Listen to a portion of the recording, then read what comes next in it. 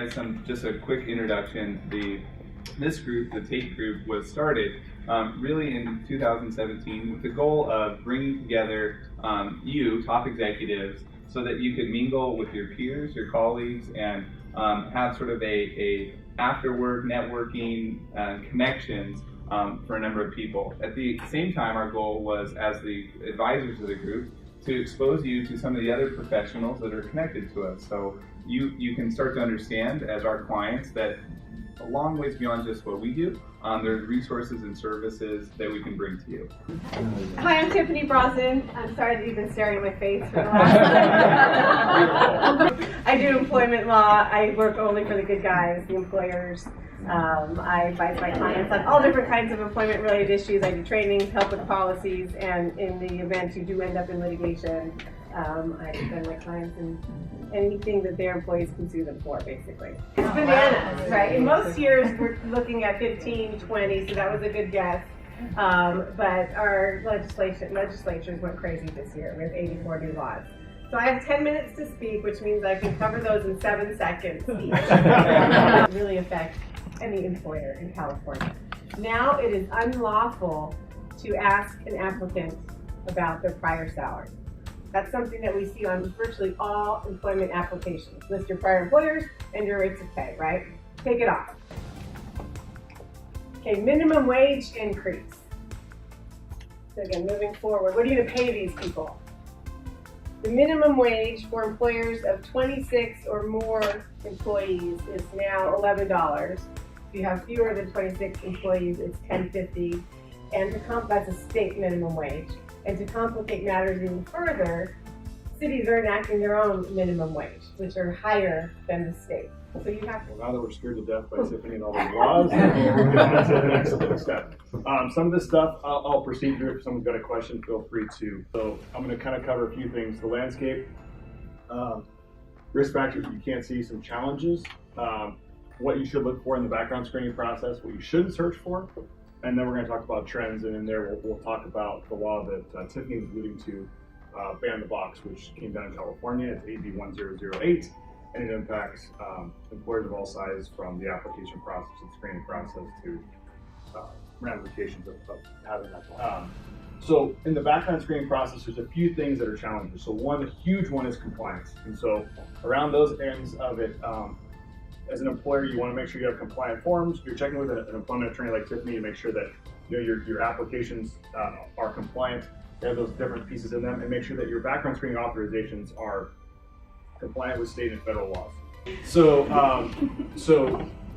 social media searching is happening, right? But as a tool to not hire somebody, the problem with it is there's no way to independently verify that Scott's profile is Scott's profile, because Kevin could set one up and be bashing Scott. And there's no way to verify that. If he lost some hair, yeah. There's information about age, gender, religion, all these things that impact your ability to hire someone, and those can create some discriminatory practices. So one thing I want to go over before I'm done, I have a couple minutes I think, is ban the box, which is AB 1008. Ban the box does not ban background screening for employers. What it does is it bans the use of the question on the application that asks about any criminal activity, convictions, or otherwise on that form. So you got to get rid of that. So it's banning that box. Additionally, you cannot, so then you also must have your compliant forms and go through that process. Now, you're in the background screening process and you come back with a reportable record. Now there's a 3-part assessment that the employer must do that's independent of whatever's going on, and documented. Okay? Nature and severity of the crime, time since it's elapsed, so how long ago did this happen, and how it applies to the job. So that must be done, all 3 of those things. So you're like, okay. So this says to me, brains on the whole are like hearts, and they go where they are appreciated. That is the #1 thing that employees want when they finally get that job. You finally get that person that is going to work for you and be loyal, and there's going to be good days and bad days.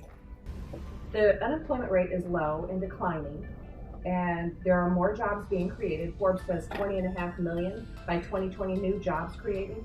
And even though people are working longer, the labor force is really still shrinking. And so it's going to be harder and harder to find and keep good employees. And benefits are a good way to work on that. One thing is that you can offer a variety of plans. It used to be you had one PPO plan, or maybe you had one HMO and one PPO.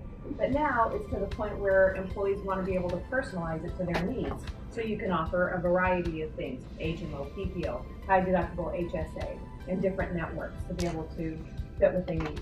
Just in closing, about looking at the trends for employee benefits, think for a minute from the employee's perspective. You know, I own this company and I expect them to come to work and just work and do the job. But I have to step back and say, what can I do so that my employees know I care about them and that they have enough personal time and that they're happy. I mean, you can't be happy all the time. I want to be happy all the time. I do want to be happy all the time.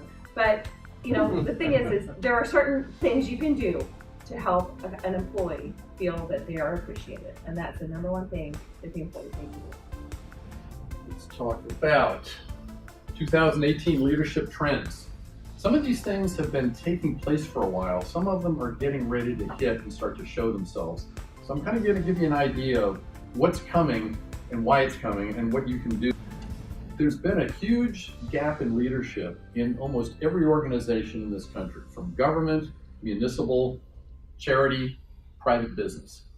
People are struggling to find the right people to take on the right roles and get the right things done and do it in a style that doesn't cripple the organization or create problems on the other end, like lawsuits or high turnover, things like that.